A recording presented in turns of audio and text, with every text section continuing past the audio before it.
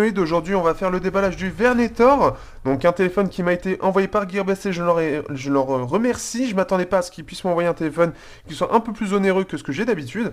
Donc, ça me permet d'en profiter. Vernet, personne ne connaît, enfin personne ne connaît, il a fait bruit d'un coup, il débarque de nulle part, et il se fait connaître pourquoi? Parce qu'ils ont fait un partenariat avec Vernet, et de ce que j'ai compris, apparemment, le partenariat qu'ils ont fait avec Uber, le partenariat qu'ils ont fait avec Uber, cette célèbre société de VTC qui fait de l'ombre aux taxis qui veulent tout casser, eh bien en fait, apparemment, ce fameux partenariat donnerait une carte où il y a du crédit Uber dessus.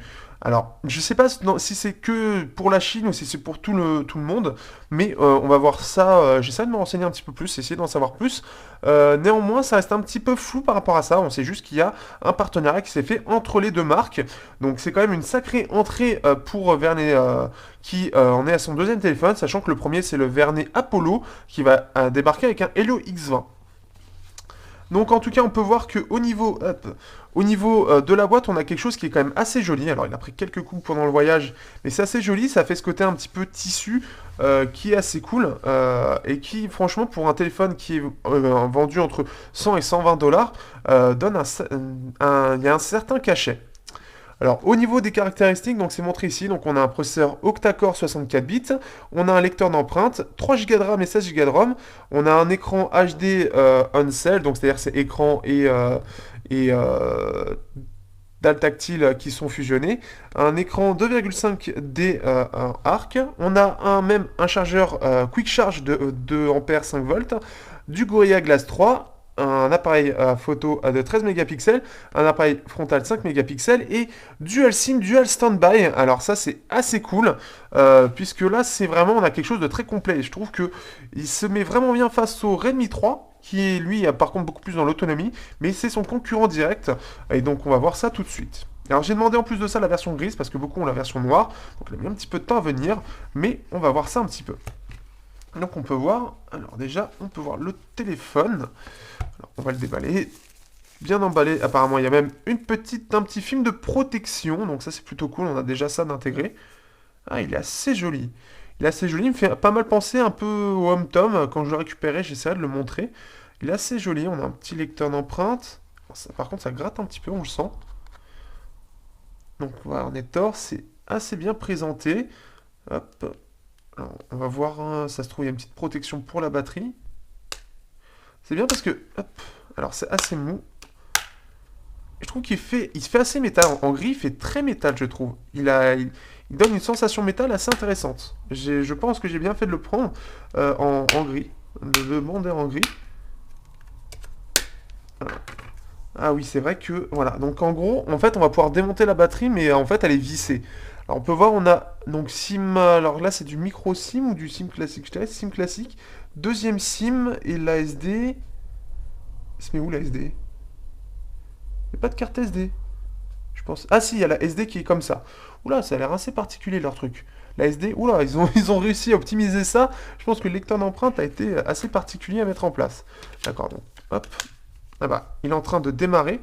Alors déjà, j'aime bien. Alors apparemment, d'après les tests, j'ai pu voir, il y a pas mal de tests qui ont commencé à sortir, puisque forcément il a fait du bruit, tous les testeurs se sont un petit peu jetés dessus. Et donc, moi aussi, comme vous pouvez voir, c'est assez joli. Il a l'air assez sympa. On va regarder ça après. On verra après, c'est des mises à jour. L'écran, en tout cas, j'aime bien. Il a l'air pas mal du tout. Et il a une certaine classe en plus, j'aime bien. Alors, hop, ensuite, donc ça. Alors ensuite, nous avons... Ah, c'est ça. Donc nous avons tout un petit menu ici.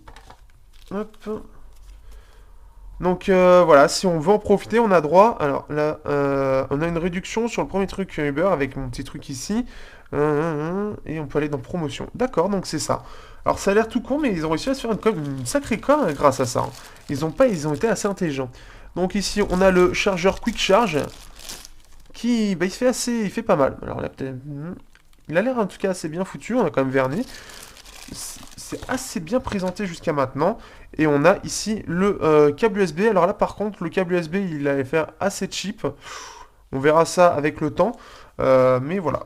Ensuite, donc il n'y a rien d'autre. Donc voilà, on a fait le tour. Alors on va regarder un petit peu le téléphone. Est-ce qu'il se réveille tout de suite? Non. Donc un téléphone qui est sous Marshmallow. Ça, c'est aussi la chose assez intéressante. Donc, on est en Android 6.0. Ça, c'est assez sympa aussi. En tout cas, déjà, il réagit vachement bien. On est sur un MT6753. Ah, on a même l'application Uber qui est installée. Donc, à savoir ça. Bah, c'est bien, je vais pouvoir regarder ça. Ça, c'est plutôt cool. Je vais pouvoir découvrir Uber, peut-être tester une prochaine fois. Mais voilà, en tout cas, ça, c'est plutôt cool. On va pouvoir voir. En tout cas, il a une belle petite gueule, je trouve. Hop. Alors, lui, ça va être le plus chaud à remettre, en fait. Ah non, ça va. Donc, ouais, on peut voir. En tout cas, en plus en gris, je trouve qu'il a un certain style. En plus de ça, il se veut assez compact. Enfin, en tout cas, c'est ce qui est dit. On va voir un petit peu au niveau des bords, c'est assez correct. Il a l'air assez intéressant. D'ailleurs, hop, on va enlever ça. Hum, Alors, est-ce que je me serais... Ah oui, c'est juste en fait pour la protection. De toute façon, là, je l'ai déjà niqué, donc... Je sais pas s'il y a réellement, en fait... ou alors il s'est mal décroché. Je sais pas s'il y a réellement prévu, en tout cas. Bon, allez, on va l'enlever. Donc, ça a l'air plutôt cool. Ça a l'air... J'aime bien l'écran, il est assez joli. Et pour du HD, ça se voit pas trop. Ça, c'est ouais, c'est pas mal du tout. Donc là, on va aller voir. Donc là, il va falloir que je vois après pour le lecteur d'empreintes, voir ce que ça donne. Mais en tout cas, pour l'instant, ça me donne une bonne impression. Apparemment, c'est ce qui a été vu par les testeurs aussi. Donc on verra ça, on verra ce que donne le lecteur d'empreintes au dos. En tout cas, ça a l'air plutôt bien placé. Donc c'est plutôt pas mal. Donc sur ce, je vous dis à bientôt pour le test du Vernitor.